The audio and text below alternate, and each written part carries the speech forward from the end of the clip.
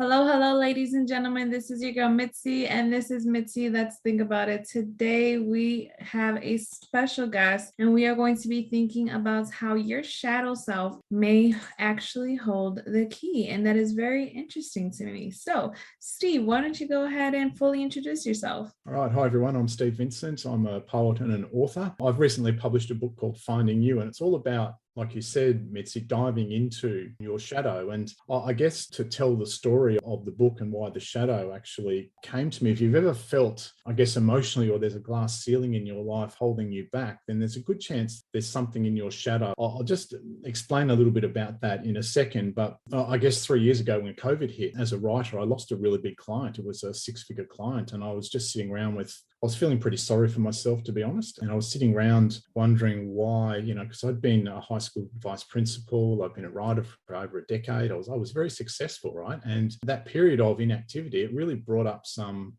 things that I wasn't feeling comfortable about myself. And I looked deeper and deeper within, and I did a lot of research, and I started writing poetry, and I came across the information by Carl Jung, the famous psychologist. And he said that every one of us carries a shadow. The less it is embodied in each individual's conscious life, the blacker and denser it is. That's an interesting thing, the blacker and denser it is. Yeah. And he said, by all means, it forms an unconscious snag, thwarting our most well-meant intentions. And I just went, oh, holy crap, that's kind of me. I've got all of these, and I have had all my life, all these really good intentions, but I kind of felt thwarted throughout my life. And, it's invisible, unconscious, but it was always there. And so I started looking at that. And what I've come to realize, and this is what a lot of my poetry is about, is looking into ourselves. I've come to realize that to use Carl Jung's words, we have the self that we show the world. Look how high achieving, wonderful, fantastic,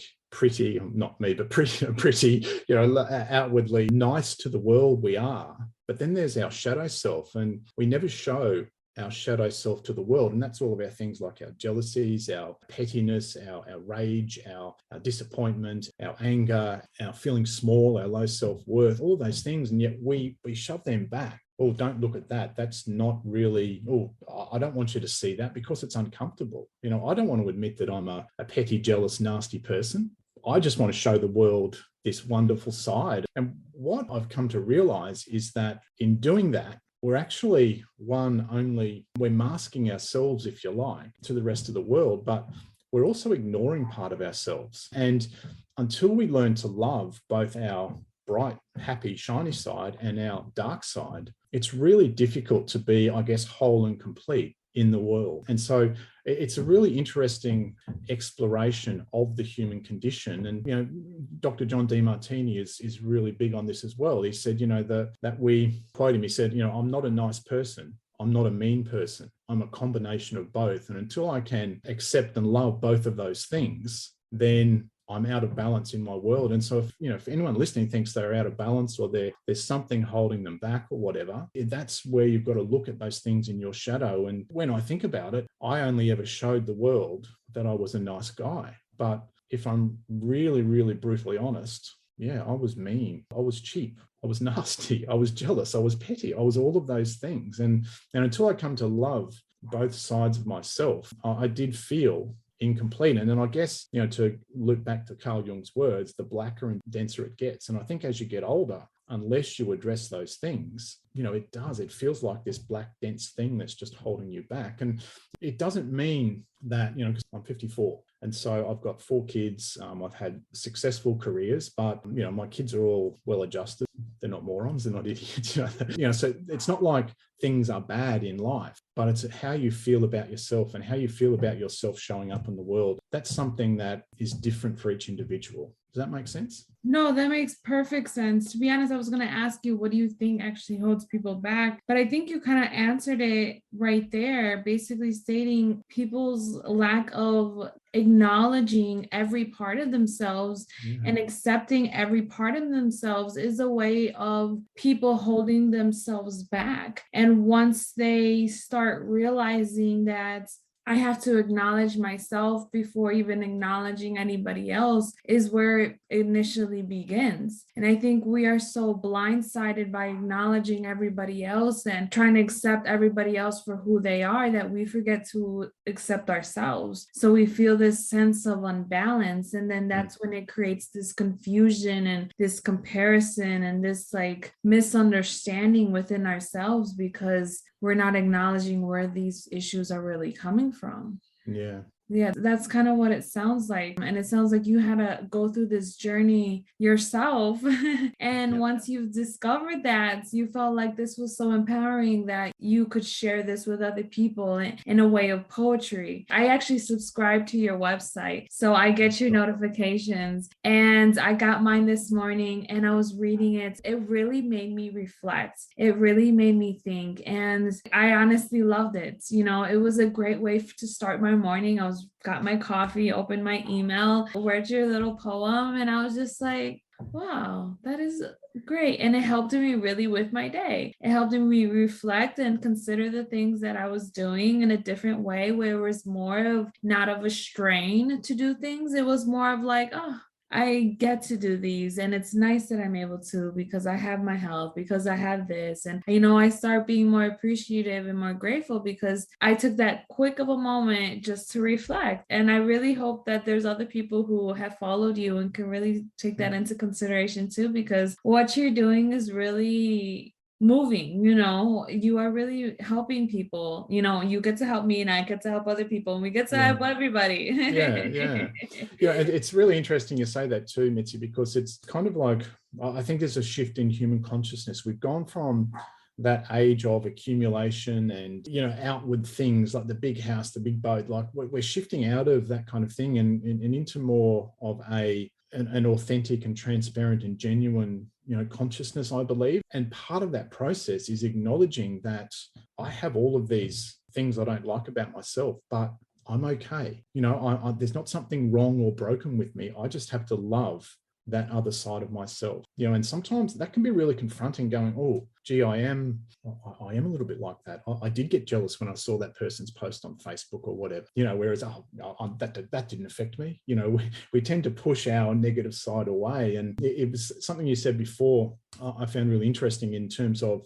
where we're so pushed to, you know, love other people and accept them as they are, and we don't accept ourselves. I'll go to the other side of that as well. What we often do is we project our stuff onto other people. And I'll just explain what I mean by that. If you've got a family member, I don't know, call her your sister-in-law, Tracy or something, and, you know, you see her at Christmas and Easter and, God, you hate Tracy. Oh, she's horrible because she never does any work. You know, she's the last to help. She never brings any food. Oh, I can't stand her. She's so selfish and self-centered. You know, so I'm sure I'm not the only person in the world who's ever thought that about a relative or someone I know, right? And the thing is, when I am projecting out onto someone like that, it's a really good opportunity to look at where is that in me, because other people see Tracy and they think she's lovely and a really good friend and a good help, but I can't stand her because she's done this, this, this, and this. And so where is the selfishness in me that I'm seeing in Tracy? And so Tracy and the Tracys in our lives are really good for us in that they compel us, give us opportunities to grow,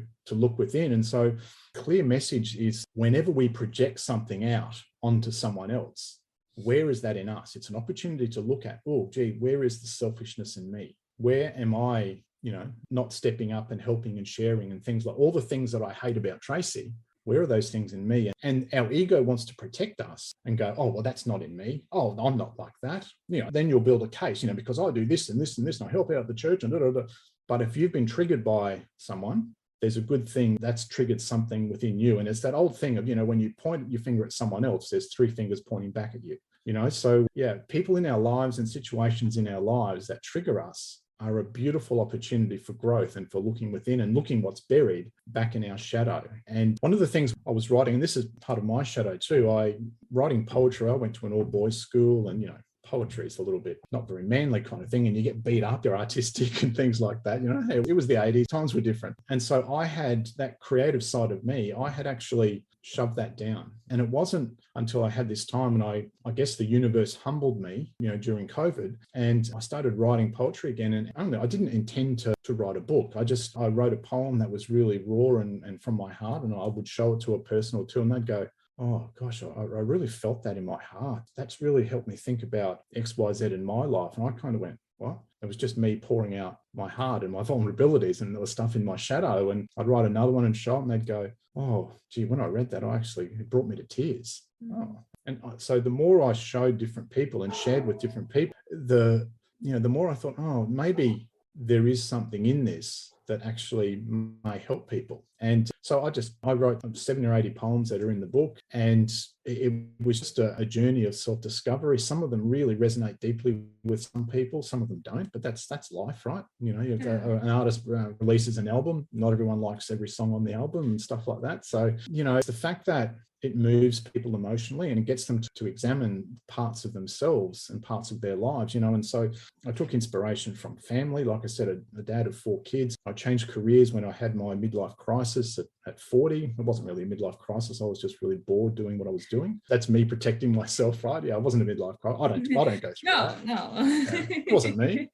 Yeah. But in truth, I fully owned that I did. I was at that point where a lot of people get late 30s, early 40s, where you look around you and you sort of go, is this all there is to life? Surely there's got to be more meaning here. And that's a really vulnerable and really uncomfortable part of this life journey. But it's also a very beautiful moment because it allows you to explore more things. And, typically, it's not this for everyone, but typically too, the 20s and 30s we're working hard, we're bringing up kids, we're very sort of focused. And, we had 4 kids under 5 at one stage. It's hard work, right? People goes, oh, it must be beautiful. No, it was hard work. I'm sorry. It was just hard sometimes, all the nappies and the meals and putting kids in and out of a car. And, oh, gosh, it was hard work, and so when you're busy doing your hard work like that, you don't really get time to think about life and, your purpose for being here. Is there more to life? And, all of those sorts of things. So that, I'd absolutely own that at 40 or thereabouts, I had that midlife crisis of,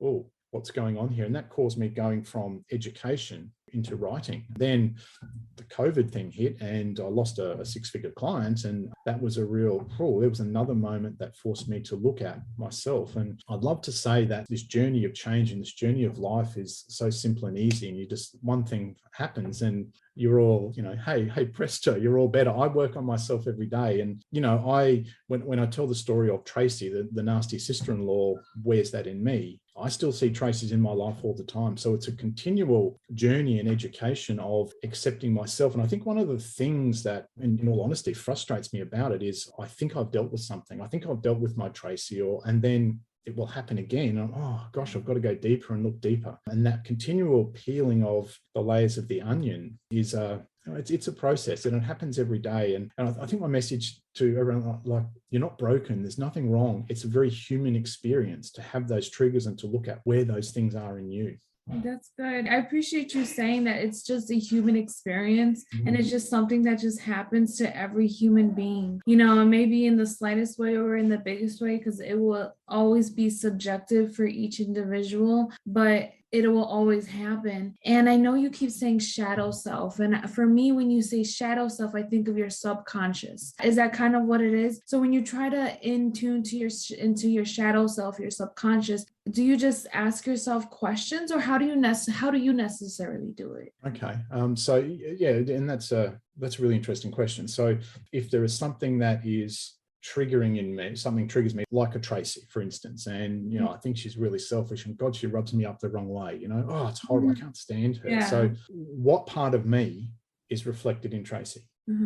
So it's about, where is that in me? That's the number one question. If you feel that spike of emotion, where is that in me? And like I said, the protective ego state wants to project outwards, that if I don't have to look at myself, then I don't get uncomfortable. Whereas having to acknowledge that, oh, gee, sometimes I am selfish, or in certain situations, I'm really selfish, or say it's with finances, or your weight, like where are those things in me that really trigger me? And then to look at what might be. And it might be something from your childhood, it might be something from your teens, it might be something from a past relationship where, you lost trust or whatever it might be. And it's always about, where is that in me? And I think the key then is accepting that you have those parts of you and you're okay, and that's okay. And that's part of the human experience. Like DeMartini said, I'm not a nice person. I'm not a mean person. I'm a combination of those two things. Yet feeling jealous, feeling bitter about something, they're tough and confronting feelings, right? I don't want to admit that, but that's part of the human experience. And I think we deny a lot of the time that part of the human experience because we kind of only want the positive. We're pleasure seekers all the time. I don't want to feel bad. I want to feel good all the time. But how realistic is that? Is that just a fantasy about life? You can't have night without day. After a storm, there's sunshine. We have winter and then we have spring. Are we, by trying to be nice and have everything pleasant and proper and the way we want it, are we denying the reality of the world, of our world and of our existence? And I think until we can let go of that need to control every single thing and have it a certain way, we do suffer, because there are seasons, there is night, there is day. Yeah, that's very true. And you really had me thinking when you stated that, are we denying our world, ourselves? That's a big question. If we don't check into our subconscious now and then, is that considered to be a form of denying yourself because you're not trying to accept the reality of what you are or who you are or what you're portraying? Because I know I have a lot of people, not a lot of people, like I'll just say my mom, my mom, she's like this where I tell her something or my sisters tell her something and she can't accept it to be true. She just is upset that how could I throw this in her face? And it's kind of baffling because it's like, are you in denial? Or won't you not accept the fact that this could possibly be who you are, but you don't believe that's who you are? You know what I mean? Does that make sense? Yeah, it does. And I guess what I would say to you, Mitzi, is, well, where's the denial in you? If your mum's triggering you, is there denial in you? Maybe your mum's path in this lifetime is to walk a path of denial so her soul can learn some lessons. And maybe your path in life is to be able to look at yourself and grow. But maybe that's not your mum's path. Doesn't mean we don't care for, love, help, assist, but maybe we can't change that in her because that's her path this lifetime. Oh, I like the way you said that. So it's like instead of judging her for not accepting or perceiving life the way I do, it's better for me to observe the way that she lives and just let her live it and allow me to just pick up what I like and pick up what I don't like, and what I don't like, I don't keep, right? Yeah, because, I think we, in our human arrogance, we presume to know all the answers, right? And plus we're attached to a certain outcome. And that certain outcome, just using that example, might be, if my mum was just like X, Y, Z, then everything would be fine. Now that's a big burden to put on your mum. If that's not her path to become XYZ or to have XYZ happen, wow, there's a lot of attachments there that, I think we question, am I pushing my values onto my mum, for instance, I love the way you said that. That's perfect. Oh my goodness, you are so right. Am I putting my values onto somebody else? And I think a lot of people do that, obviously including myself. Obviously, I'm no exempt because I know that I'm far from perfect, but I think once we realize that we're far from perfect and that's we put our own values and our own morals on somebody else and then we start judging them, it really takes a reflection on ourselves. Like you said, you have 3 fingers pointing right back at you, and you have to ask yourself, what can you do to keep yourself better, right? I'm assuming. Keep yourself balanced, right? Not having or not letting yourself get taken away by, oh, my mum, she annoys me so much, she won't do this, she won't do that. I mean, my parents have both passed, rest their soul, but I totally get where you're coming from. Mum, how can you think that? Mum, how can you do that? So I understand very much that, but again, there's a trigger. If there's an emotional trigger there, where is that thing in me? And am I just projecting what I think is right onto a situation?